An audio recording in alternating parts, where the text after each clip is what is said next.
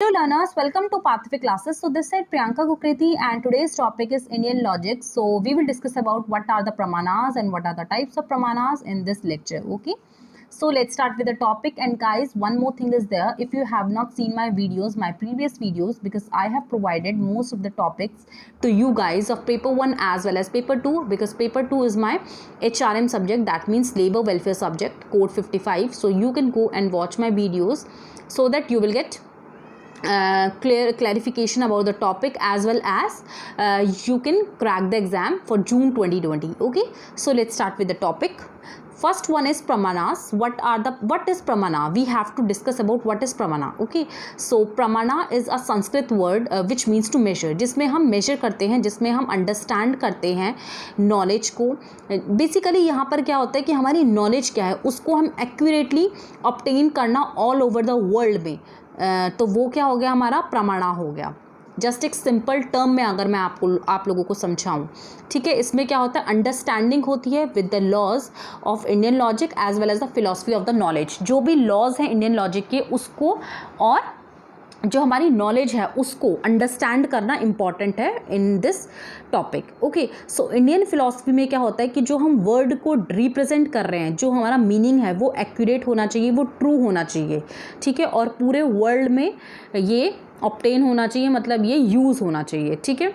सो बहुत सारे यूजेस होते हैं, बहुत सारे स्कूल्स होते हैं, फिलॉसफीज़ होते हैं, फिलोसफर्स होते हैं, तो उनके बेसिस पे जो भी मीनिंग आता है, जो भी मीनिंग निकल के आता है, एक्यूरेट मीनिंग नॉलेज निकल के आती है, वो ऑल ओवर वर्ल्ड में वैलिड हो जाती है. तो वो हो गया हमारा प्रमाणा. ओके, सो जस्ट मैंने ओवरव्यू आपको दे दिया है, यही मैंने आप लोगों को क्लियर करा है, यही इसमें लिखा हुआ है ऑलरेडी. तो आप क्या करना, आप एक बार ही रीड आउट कर लेना सो दैट आपको क्लियर हो जाए, राइट. सो नेक्स्ट हम चलते हैं. फर्स्ट जो हमारा है प्रमाणा का पहला टॉपिक, वो हमारा है प्रत्यक्ष. प्रत्यक्ष प्रमाणा को हम एक और नाम बोल सकते हैं, दैट इज़ परसेप्शन. हमारा परसेप्शन क्या है, ठीक है. अब एक परसेप्शन है, एक एग्जाम्पल अगर मैं देखूं तो एक पर्सन के लिए हमारा परसेप्शन डिफरेंट परसेप्शन हो सकता है. मे बी हम सोचें कि ही इज़ इंट्रोवर्ट, और मे बी हम सोचें, बट मैं जैसे सपोज़ मैं सोच रही हूँ कि he is introvert. Okay, but ये ज़रूरी नहीं है, वो मेरा जस्ट एक परसेप्शन है. मे बी शायद वो एक्सट्रोवर्ट भी हो, ठीक है. तो ये मेरा एक जस्ट परसेप्शन है, तो वो हम परसेप्शन को अंडरस्टैंड करते हैं, ठीक है, हमारे सेंसरी ऑर्गन्स के बेसिस पे.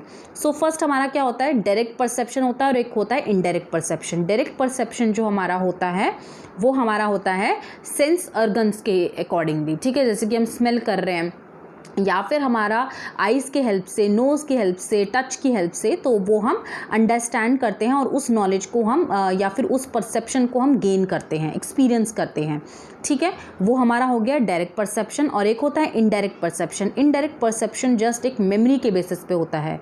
फॉर एग्जांपल एक एप्पल का एक यहाँ पर एग्जांपल मैंने आप लोगों को दिया है. एक एप्पल है, तो एप्पल को अगर हम देखें तो हमेशा हमें पता होता है कि एप्पल किस तरह का होता है, रेड कलर का होता है, वो राउंड होता है, वो एक एप्पल है, मतलब एक फ्रूट है, ठीक है. ये हमें क्लियर हो गया. तो जब भी हम एप्पल को देखेंगे तो हमारे पास वो मेमोरी क्रिएट होगी, मतलब वो हमारा इनडायरेक्ट परसेप्शन क्रिएट होगा बिकॉज ऑफ मेमोरी, ठीक है, क्योंकि हमने वो देखा है, वो हमने एक्सपीरियंस किया है, वो हमने खाया है, वो हमने टच किया है, तो ये हमारा क्या हो गया, इनडायरेक्ट परसेप्शन हो गया. Direct perception is different and indirect perception is different. Direct perception हमारा सेंस ऑफ ऑर्गन से होगा, जो हम यूज़ करते हैं, हम देखते हैं, सोचते हैं, ईयर से सुनते हैं, तो वो हमारा डायरेक्ट परसेप्शन हो गया. एंड इनडायरेक्ट परसेप्शन हमारा बेसिकली मेमोरी के बेसिस पे होता है, राइट. सो नेक्स्ट हम चलते हैं अनुमाना. अनुमाना is also a perception, it means inferences. तो ये दो नाम आप लोगों को पता होने चाहिए कि अनुमाना को हम एक और नाम से बोलते हैं, दैट इज़ इन्फ्रेंसेस, ठीक है. सो इसमें अगर हम देखें यहाँ पर एक एग्जाम्पल, मतलब अनुमान लगाना, हम यहाँ पे अनुमान लगाते हैं. फॉर एग्जाम्पल यहाँ एक एग्जाम्पल मैं आप लोगों को देती हूँ कि जैसे बादल काले हैं, ठीक है, दैट मीन्स कि मैं एक अनुमान लगा रही हूँ शायद बारिश हो सकती है, ठीक है. तो एक अनुमान है, ठीक है. तो एक एग्जाम्पल और मैं देती हूँ आपको.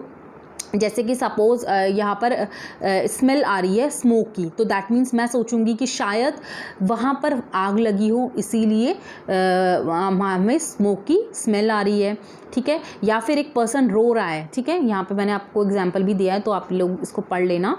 यहाँ पर एक एग्जांपल और है जिसमें कि एक पर्सन रो रहा है या फिर एक बच्चा रो रहा है, तो दैट मीन्स कि वहाँ पर क्या है कि या तो वो फिज़िकली या फिर मेंटली पेन में हो, इमोशनली पेन में हो। तो ये क्या हो गया, ये हमारा क्या हो गया, अनुमान हो गया। मतलब एक हम अनुमान लगाते हैं, वो वैलिड हम नॉलेज को कंसिडर करते हैं जो हमने नहीं देखा है और जो हम देखा है, मतलब हमने जो देखा है और जो हमने नहीं देखा है उसके अकॉर्डिंग हम एक नॉलेज को क्रिएट करते हैं, ठीक है, और फिर हम अनुमान लगाते हैं। ये हुआ क्लियर। अब हम नेक्स्ट चलते हैं थर्ड में, उपमाना। उपमाना मीन्स क्या होता है, कंपैरिजन। कंपैरिजन मीन्स हम जब भी दो ऑब्जेक्ट्स का, दो डिफरेंट ऑब्जेक्ट्स का, दो डिफरेंट थिंग्स का या फिर दो डिफरेंट पर्सन का हम सिमिलैरिटीज़ के बेसिस पे, मतलब हम डिफरेंस फाइंड आउट करते हैं, वो हमारा क्या हो गया, उपमाना हो गया। दैट मीन्स वो हमारा कंपैरिजन हो गया, ठीक है। फॉर एग्जांपल अगर आप देखें यहाँ पर, एक है पर्सन, उसने देखा है अपने विलेज में कि 4 लेग्स हैं उसके, वो एक एनिमल है, वो बाग करता है, दैट मीन्स वो एक डॉग है, ठीक है। फिर वही पर्सन एक जगह जाता है, वो जंगल में जाता है एंड वहाँ पर वो देखता है कि सेम ही जैसे उसके गांव में है, जो जैसे उसके विलेज में एक डॉग है, तो वैसे ही उसने वहाँ पर भी देखा, जंगल में भी देखा, दैट मीन्स कि वो भी एक डॉग है। वो समझ गया वो डॉग है, लेकिन फिर वो क्या कंपेयर करता है कि जो मैंने वाइल्ड डॉग देखा, वो ये तो जस्ट एक मेरे विलेज में भी है ऐसा, तो वो क्या कर रहा है, वाइल्ड डॉग को अपने विलेज के डॉग से कंपेयर कर रहा है। दैट मीन्स यहाँ पे एनालॉगी हो रही है, कंपैरिजन हो रहा है, उपमाना हो रहा है, ठीक है। तो ये क्लियर हो गया आप लोगों को, आई होप गाइज़। अगर आप लोगों को कोई भी डाउट हो तो आप मुझसे क्लियर कर लेना, बिकॉज़ ये बहुत ही ब्रॉड टॉपिक है, इसको जस्ट हमें समझना है with the help of the example. जितना आप एग्जाम्पल की हेल्प से समझोगे तो ये आपके लिए बहुत ही ईजी हो जाएगा, और इससे क्वेश्चन आते हैं गाइज़, एक या दो क्वेश्चन तो आते ही आते हैं। सो इस टॉपिक को आप नेग्लेक्ट नहीं करना, राइट। नेक्स्ट हम चलते हैं शब्दा। शब्दा को हम बोल सकते हैं कि एक्यूरेट मीनिंग, जो करेक्ट वैलिड नॉलेज होती है, वो हमारा हो गया शब्दा। अब जैसे मॉडर्न डेज में हम देख सकते हैं कि हम जो भी नॉलेज को क्रिएट कर रहे हैं, जो भी हम नॉलेज को गेन कर रहे हैं, वो कैसे कर रहे हैं, न्यूज़पेपर की हेल्प से हो गया हमारा, बुक्स की हेल्प से हो गया, न्यूज़ की हेल्प से हो गया, टीवी की हेल्प से हो गया, तो वो हम नॉलेज को गेन कर रहे हैं। एंड अगर हम देखें at the time of ancient time की बात करें, पहले के टाइम की बात करें, तो हमारे जो भी इंडियन फिलोसफर्स थे, जो नॉलेज देते थे, वही हम उसको ऑथेंटिकेट करते थे, वही हमारे लिए वैलिड होती थी, वही हमारे लिए करेक्ट होती थी। तो वही हो गया हमारा कि शब्दा मीन्स क्या होता है, एक ऐसी टेस्टिमोनी, वर्बल टेस्टिमोनी कह सकते हैं, और हम बोल सकते हैं कोई भी टेक्स्ट हो गया, कोई भी सिंबल हो गया, कोई भी वर्ड हो गया, कोई भी मीनिंग हो गया, जिसको हम बोलते हैं या फिर लिखते हैं, वो हमारा क्या हो गया, शब्दा हो गया। मतलब जिससे हम करेक्ट मीनिंग को आइडेंटिफाई करते हैं, वैलिडेट करते हैं, ठीक है। सो वो हमारा शब्दा हो गया। आई होप आप लोगों को क्लियर हो गया होगा ये। नेक्स्ट हम चलते हैं अर्थपति में। अर्थपति मीन्स क्या होता है, एजम्पशन।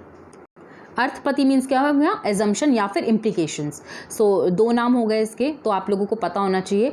इसमें हम रिलेशनशिप क्रिएट करते हैं कॉज एंड इफेक्ट का, मतलब अगर इसका ऐसा कॉज है तो इफेक्ट क्या निकल के आएगा, तो ये हो गया हमारा। एंड इसको हम बोल सकते हैं पोस्टुलेशंस भी कहते हैं, सपोजिशंस भी कहते हैं, प्रिजम्पशंस भी कहते हैं। इसमें हम क्या फाइंड आउट करते हैं, इसमें हम 2 चीज़ों को फाइंड आउट करते हैं कि हमने क्या देखा और क्या सुना, और उसको हमने किस तरह से एज्यूम किया, राइटली किया या नहीं किया, तो ये हमारा क्या हो गया, एजम्पशन हो गया। दैट मीन्स एक एग्जाम्पल, बहुत ही अच्छा एग्जाम्पल है, a healthy person says that he does not sleep at night, ठीक है, क्योंकि वो एक हेल्दी पर्सन है, वो नहीं सोता है रात को।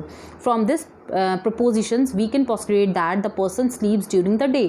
so हम सोच सकते हैं कि शायद वो पर्सन दिन में सोता होगा।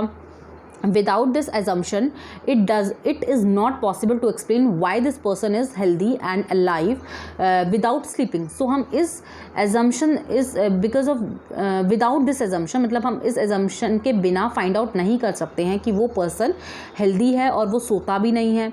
तो that means यहाँ पे यही बोला गया है कि एक पर्सन है, हेल्दी पर्सन है, वो रात में नहीं सोता है, तो वो मे बी हम एक एजम्पशन क्रिएट कर रहे हैं, हम फाइंड आउट कर रहे हैं कि शायद वो दिन में सोता होगा, इसलिए वो रात में नहीं सो पाता है।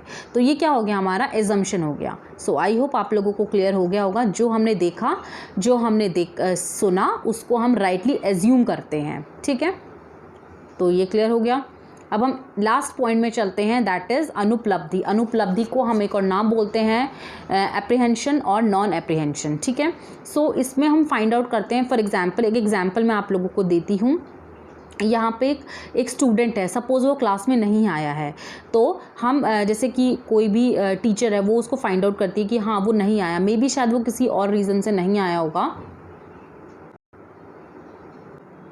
तो टीचर को लगता है कि मे बी शायद उसकी तबीयत ख़राब हो या फिर वो किसी और रीज़न से नहीं आया, वो किसी रिलेटिव के यहाँ गया हो, तो वो कंक्लूड करके कहती है कि वो स्टूडेंट आज क्लास में नहीं आया। तो ये क्या हो गया, एप्रीहेंशन हो गया, दैट मीन्स यहाँ पे अनुपलब्धि हो गई, मतलब उसकी एग्जिस्टेंस नहीं है इस टाइम पे, ठीक है। This is also based on the apprehension और non existence thing based on non perception. This means that the perception as well as non-perception can be sourced as a valid information. मतलब हम क्या करते हैं, perception और non perception, that means हमारा एक perception है, ठीक है, और एक नॉन परसेप्शन, उन दोनों के बेसिस पे हम फाइंड आउट करते हैं अपनी एक वैलिड इन्फॉर्मेशन को. दैट मैंने एक एग्जांपल दे दिया कि एक स्टूडेंट है वो नहीं आया क्लास में, तो टीचर सोचती है मे बी शायद वो नहीं आया होगा बिकॉज ऑफ मैनी रीजंस, या तो वो घर पे उसको कुछ काम होगा या फिर उसकी तबीयत ख़राब होगी, तो वो लास्ट में क्या कंक्लूड करती है कि वो स्टूडेंट आज क्लास में नहीं आया है. दैट मीन्स कि वो अपने परसेप्शन की हेल्प से और नॉन परसेप्शन की हेल्प से फाइंड आउट करती है